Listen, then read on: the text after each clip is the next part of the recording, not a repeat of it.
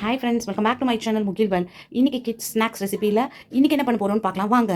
ஒரு mixie jar எடுத்துக்கலாம். அதில் வந்து நம்ம கிரேட் பண்ணி வச்சுருக்க பன்னீர் ஆட் பண்ணிக்கலாம்.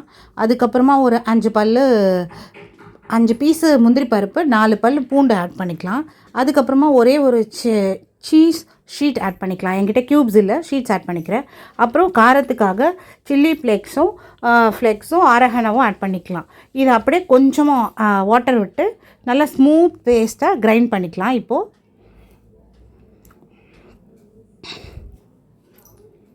இது ஸ்மூத்தாக நல்லா கிரைண்ட் ஆகிடுச்சு. இது வந்து நமக்கு ப்ரெட்டில் தடவர ஸ்ப்ரெட் ரெடி ஆகிடுச்சு. நெக்ஸ்ட்டு அடுப்பில் ஒரு கடாய் வச்சு கொஞ்சம் பட்டர் போட்டுக்கலாம். பட்டர் உருகின உடனே நம்ம வந்து ஆனியன்ஸ் ஆட் பண்ணிக்கலாம். குட்டி குட்டியாக ஆனியன்ஸ் ஆட் பண்ணிட்டு ஆனியன் நல்லா வதங்கின உடனே நம்ம கொஞ்சோண்டு ஒரு 1/4 ஸ்பூன் இஞ்சி பூண்டு பேஸ்ட் ஆட் பண்ணலாம்.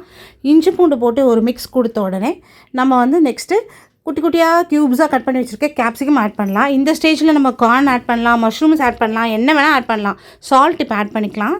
இதுக்கு தேவையான அளவுக்கு சால்ட். இப்போ சில்லி பவுடர் ஒரு 1/4 ஸ்பூனு. அதுக்கப்புறமா அது லைட்டாக சாட்டே பண்ணதுக்கப்புறமா ஆம்ச்சூர் பவுடர் கொஞ்சம் புளிப்பு டேஸ்ட்டுக்காக ஒரே ஒரு 1/4 ஸ்பூன் ஆட் பண்ணிக்கலாம். அதுக்கப்புறம் க்யூப்ஸாக வெட்டி வச்சுருக்க பன்னீரையும் கொஞ்சம் நம்ம புர்ஜி பண்ணி வச்சுருக்க, அதாவது பிசைஞ்சு வச்சுருக்க பன்னீரையும் ஆட் பண்ணிவிட்டு நல்லா ஒரு தடவை மிக்ஸ் கொடுத்துடலாம். இப்போ நம்ம ப்ரெட்குள்ளே வைக்க வேண்டிய ஸ்டஃபிங்கும் ரெடி ஆகிடுச்சு. இதை ஆஃப் பண்ணி ரெஸ்ட் பண்ணிக்கலாம். இப்போ ஒரு பிளேட்டில் ஒரு ப்ரெட் எடுத்துக்கலாம். அந்த ப்ரெட்டில் நம்ம பண்ணி வச்சுருக்க ஸ்ப்ரெட்டை முதல்ல ஈவனாக நல்லா எல்லா இடத்துலையும் படுற மாதிரி ஸ்ப்ரெட் பண்ணிடலாம்.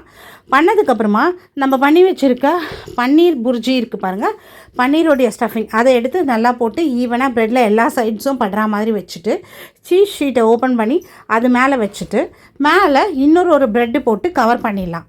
கவர் பண்ணி ஒரு தடவை கரெக்டாக வச்சுட்டு ப்ரெஸ் கொடுத்துட்டு இப்போ நம்ம தவா வச்சிடலாம். தவாவில் கொஞ்சம் பட்டர் போட்டுடலாம்.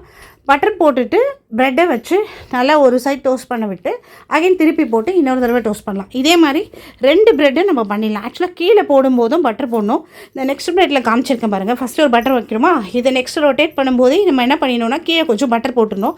அதுக்கப்புறம் போட்டு ரொட்டேட் பண்ணால் தான் 2 சைடும் ஈவனாக அந்த கோல்டன் கலர் வரும். இப்போ ரொட்டேட் பண்ணதை எடுத்து ஒரு தட்டில் வச்சுக்கலாம். இப்போ நம்ம இதை டேஸ்ட் பண்ணி பார்க்கலாம். இப்போ இதை நம்ம கட் பண்ணி பார்க்கலாம். கட் பண்ணும்போதே செம்மையாக இருக்குது. ஓப்பன் பண்ணி பார்த்தா நல்லா சீஸியாக க்ரீமியாக வந்திருக்கு.